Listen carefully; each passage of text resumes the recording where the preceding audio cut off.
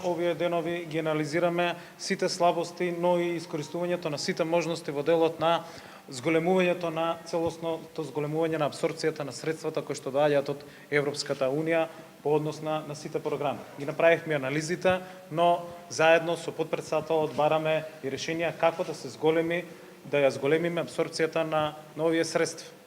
Зборувавме и за зголемувањето на капацитетите на Агенцијата за финансиска поддршка на земјоделството, за отстранувањето на административните пречки, за воведување на нови гарантни шеми и фондови кои што ќе бидат во функција на кофинансирањето на самите апликанти,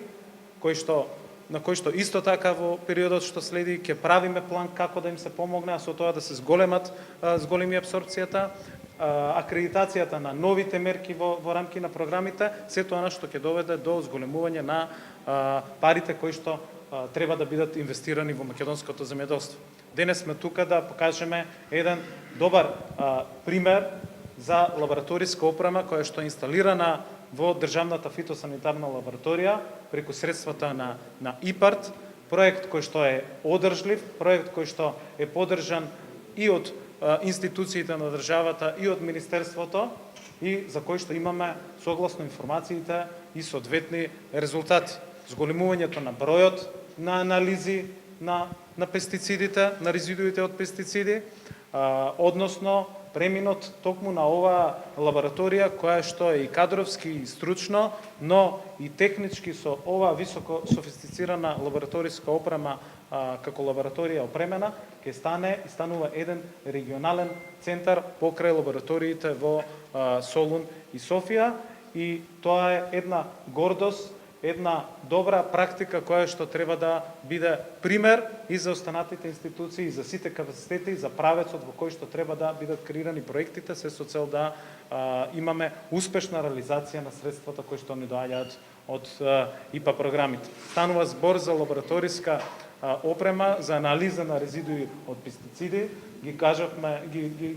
разговаравме бројките, показателите, реперите кои што покажуваат драстично зголемувањето на правењето анализи. Ова ќе помогне на сите извозници, односно на сите производители и извозници на овоше зеленчук од Република Македонија, кои што прават извоз. Односно, ова е една силна поддршка на македонското земјоделие. Во тие рамки, во тек е и тендерска постапка за нова лабораториска опрема, која што исто така ќе биде наменета за Државната фитосанитарна лабораторија, повторно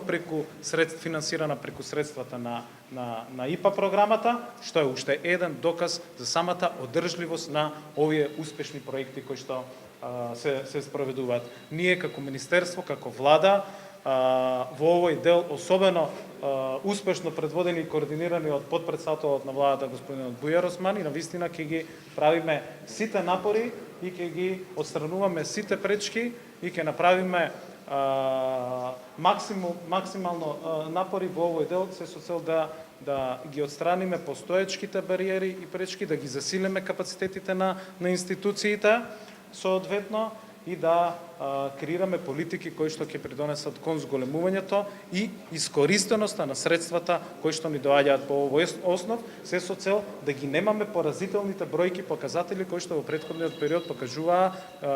за износи на средства кои што беа префрлени,